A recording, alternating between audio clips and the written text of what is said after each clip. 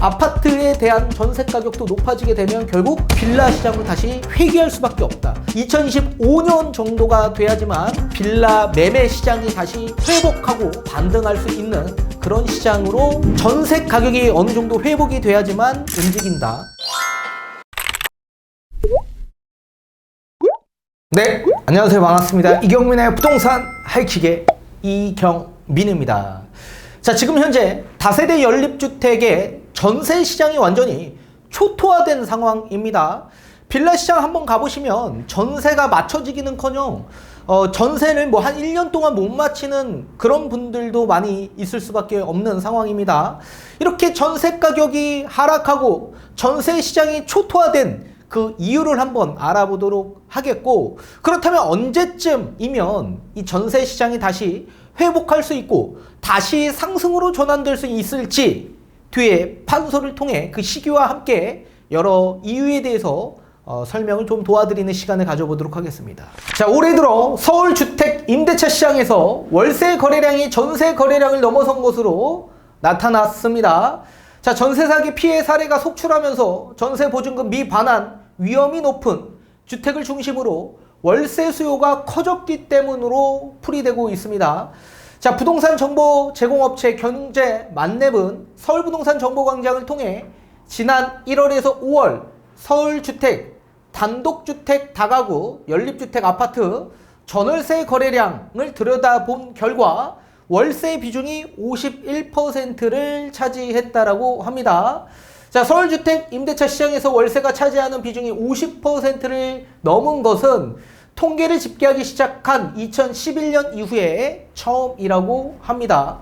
자, 월세 비중은 2011년에 30.4%, 12년 31%, 13년에 34%, 14년에 거의 7%, 15년에 40.7%, 2016년에 45.7%, 매년 상승하다가 2017에서 2020년에는 하락했습니다. 그리고 2021년에 41.5%로 상승했고 지난해는 49%까지 다시 급증을 한 상황입니다. 특히 아파트가 아닌 단독 다가구 다세대 연립주택의 월세 비중이 크게 증가했습니다. 자, 단독 다가구의 월세 비중은 72.6%로 엄청난 큰 비중을 지금 차지하고 있는 상황이고요. 또한 다세대 연립주택 같은 경우에도 46.2%를 기록했습니다. 그리고 아파트의 월세 비중은 41.3%로 소폭 하락했습니다. 자, 지금 아파트 시장은 월세 비중보다 전세 비중이 훨씬 더 높다라고 보시면 좋을 것 같습니다. 자, 2011년에서 2023년 상반기 서울주택 전월세 거래량을 보게 되면 위에 전세 지표가 월세 지표보다 훨씬 더 높은 걸 보실 수가 있습니다. 그러니까 전세 비중이 훨씬 더 높았는데 이제 2023년 기점에서 이렇게 월세 비중이 훨씬 더 높은 게 집계가 된 겁니다. 자, 왜 그런지 뒤에 판서를 통해 알려드리도록 하겠고, 전세 가격은 언제쯤 회복되고 빌라 매매 시장은 언제쯤 회복될 수 있을지 다시 한번 알려드리도록 하겠습니다. 자, 지금 빌라 시장에서 전세 시장이 완전히 초토화된 상황입니다. 자, 그렇다면 언제쯤 회복될 수 있을지, 또 전세 가격 회복과 함께 매매 가격은 언제쯤 회복될 수 있을지 하나하나 살펴보도록 하겠습니다. 자, 그걸 알기 위해선 우선적으로 지금 빌라 시장이 왜 갑자기 이렇게 무너졌는지 그 이유를 한번 살펴봐야 될 텐데, 우선적으로 첫 번째는 전세가율이 너무 높았다. 자, 전세가율이 부동산이 상승했던 상승기에서는 거의 90%를 넘어선 수치였었습니다. 자, 그런데 2022년 상반기 때까지만 해도 조금 전세가율이 낮춰진 수치가 나왔는데 평균 80% 수치였다. 80%. 자, 쉽게 예를 들면 전세 매매 가격이 5억이었는데 80%라고 한다면 전세 가격은 4억 정도 했던 거죠. 그러면 투자 금액이 1억 정도밖에 들어가지 않았던 겁니다. 자, 그러면 전세가율이 이렇게 80%가 유지됐던 이유가 있을 텐데, 자, 전세 대출이 보통 80%가 나왔기 때문에 그랬었습니다. 뭐 90%까지 나오는 경우도 있지만 평균적으로 80% 정도는 대출을 받아서 전입한 임차인들이 많이 있었다. 그렇다면 수중에 1억 정도의 자본금밖에 없는 임차인 입장에서 진입 장벽이 낮아지게 된 겁니다. 1억만 있어도 내가 가고자 하는 상급지역, 그리고 내가 가고자 하는 신축급의 다세대 주택을 볼 수 있고 전입할 수 있기 때문에 그렇죠. 그래서 전세 수요층들도 진입 장벽이 낮아졌고 투자자도 투자 금액이 낮아지기 때문에 진입 장벽이 낮아져서 수요가 급증했었던 거죠. 또 여기에 저금리 기조에 맞물려서 전세 대출을 받고자 하는 수요가 급증했고 그럼으로써 투자 수요층들도 급증했기 때문에 그랬다. 자, 그런데 지금 현재 전세 금리가 급격하게 상승되면서 전세 대출을 받고자 하는 수요층들이 줄어들게 된 거죠. 부담이 엄청 크죠. 내 자본금은 1억밖에 안 되는데 부채가 4억 정도 있다. 엄청난 큰 부담이 있을 수밖에 없을 겁니다. 따라서 그분들은 전세 가격이 당연히 하락할 수밖에 없고 이 전세 가격 하락에 있어서 역전세가 발생된 겁니다. 역전세가. 자, 수요가 감소되다 보니 역전세가 발생될 수밖에 없죠. 그리고 여기에 따라서 지금 수면 위로 그동안 감춰져 있던 전세 사기꾼들이 수면 위에 노출이 되기 시작합니다. 그러면서 빌라왕 전세 사기가 큰 이슈를 타면서 엄청난 타격을 이 빌라 시장에 엄청나게 영향을 주면서 전세 시장이 초토화되기 시작합니다. 한 번쯤은 당연히 이게 노출이 돼서 물갈이를 해야 될 시기였는데 그게 마침 이번 장이었다. 저도 실무에 있는 상황에서 이렇게 전세 사기를 치는 경우를 오래전에도 몇 번 제가 들은 적도 있고 본 적도 있었습니다. 실제로 그런 사람들은 무갭, 아예 본인 돈 한 푼 들어가지 않은 상황에서 아예 투자를 하기 원하시는 분들이었고 또 그뿐만 아니라 플러스 갭이라고 해서 매매 가격보다 전세 가격을 더 높여서 오히려 돈을 돌려받는 그런 투자자들도 있었습니다. 그래서 뭔가 문제가 이건 심각하다, 이거는 너무 잘못됐다라고 저는 생각을 했었는데 아니나 다를까 이게 수면 위에 노출이 된 거죠.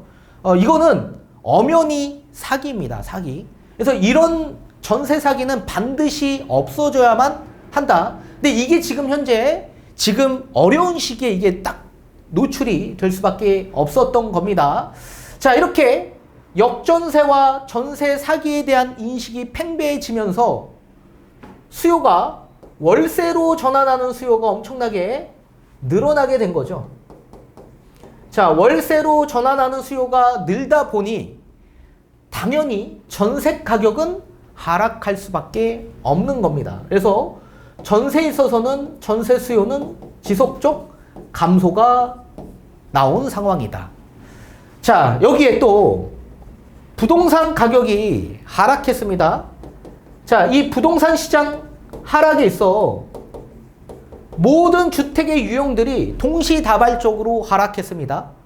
그렇다면 임대인 분들도 모든 부동산 유형들이 하락하면 하락할수록 상급지로 이동하는 그런 좋은 전략들이 나올 수 있는 것처럼 임차인 분들 입장에서도 그동안 본인이 가고자 했던 그리고 그동안 봐왔었던 그런 상급 지역의 상급 유형의 그런 부동산으로 이동을 할 수 있는 좋은 기회가 찾아오게 된 거죠.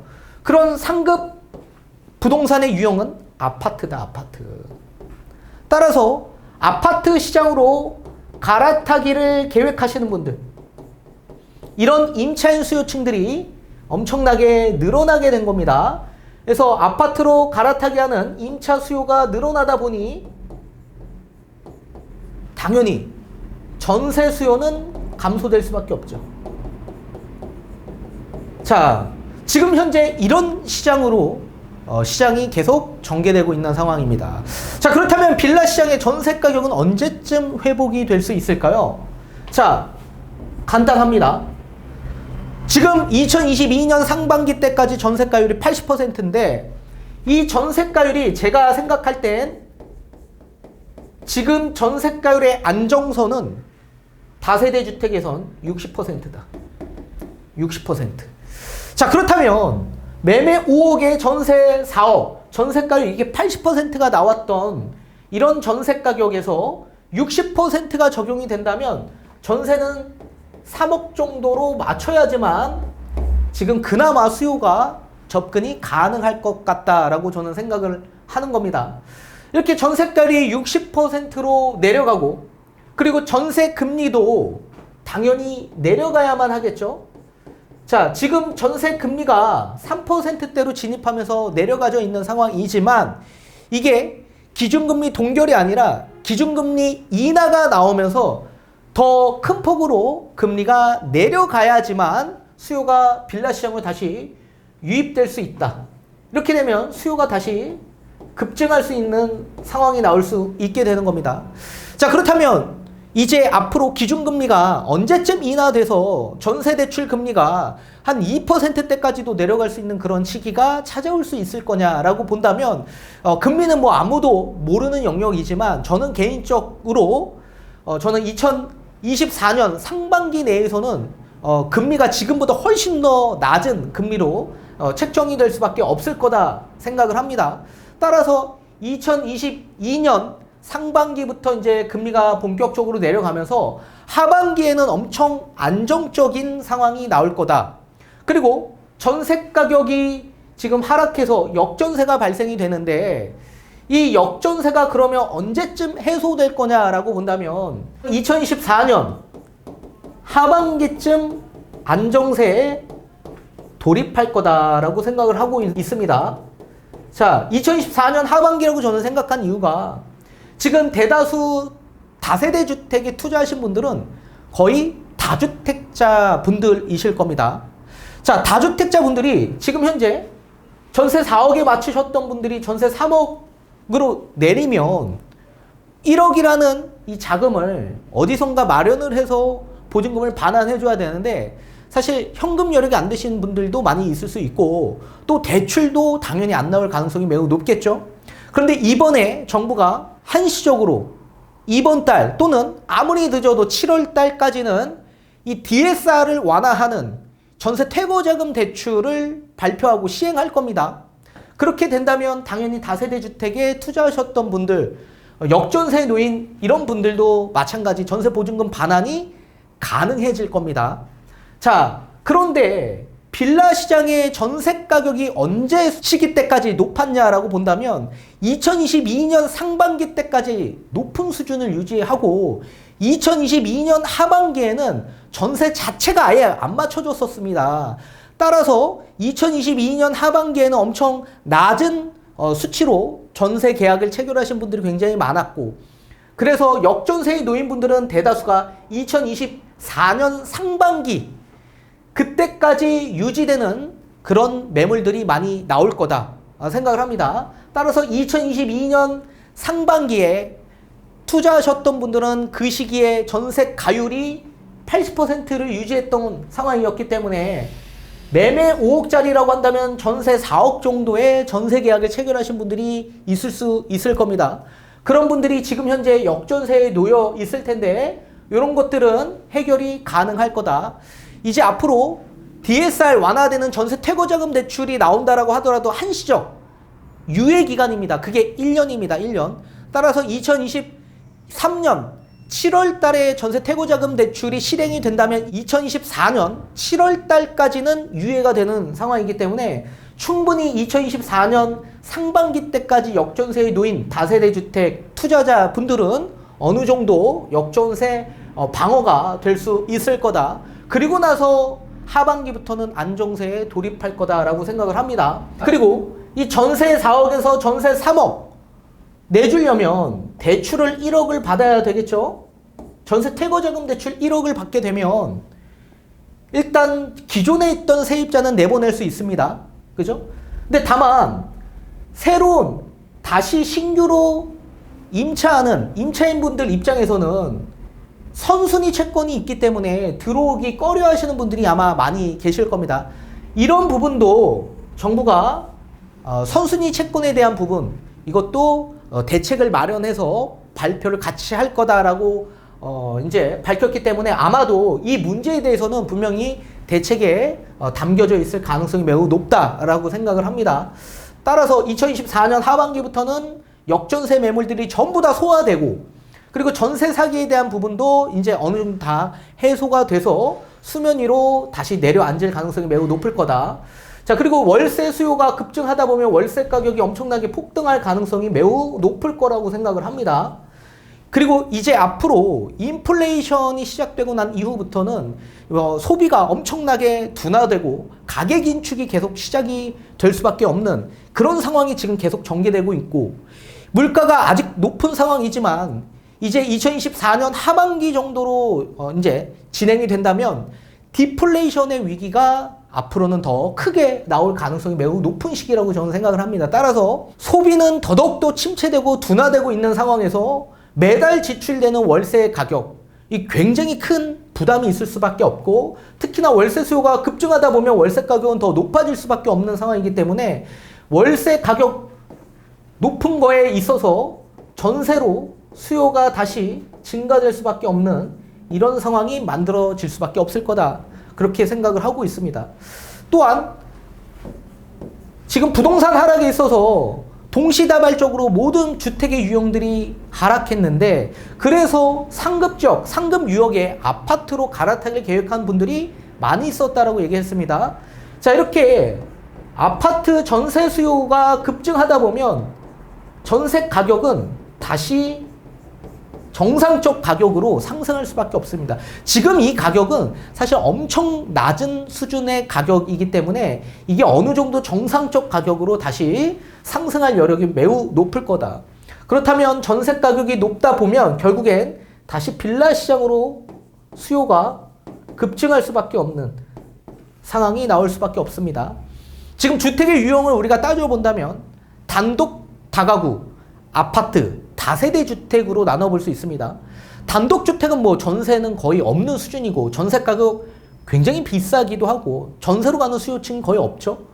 반대로 다가구 주택은 3층짜리 빨간 벽돌, 오래된 그런 주택으로 가고자 하는 수요가 많지는 않습니다. 그리고 대다수의 수요는 거주하기 적합한 아파트나 또는 다세대 주택으로 들어올 수밖에 없는데, 아파트 전세 가격이 높다 보면 결국에는 갈 수 있는 주택의 유형은 빌라밖에 없는 겁니다. 빌라. 그나마 서민주택이라고 할 수 있는 빌라 시장을 다시 회귀할 수밖에 없다. 그래서 빌라의 수요가 급증하다 보면 당연히 전세 가격은 높아질 수밖에 없는, 회복될 수밖에 없는 이런 구간들이 찾아올 거다. 따라서 지금은 현재 전세가율이 기존의 80%가 나와서 전세 가격이 굉장히 높았던 상황이었는데, 전세가율이 지금 점진적으로 낮아지면서 60%까지 낮아지게 된다면 전세 가격이 낮아지고 또 금리도 대폭 낮아지게 된다면 전세 시장의 매력이 더 높아질 수밖에 없습니다. 그리고 역전세 노인 매물들이 소화가 되는 시점이 2024년 하반기 정도라고 얘기했습니다.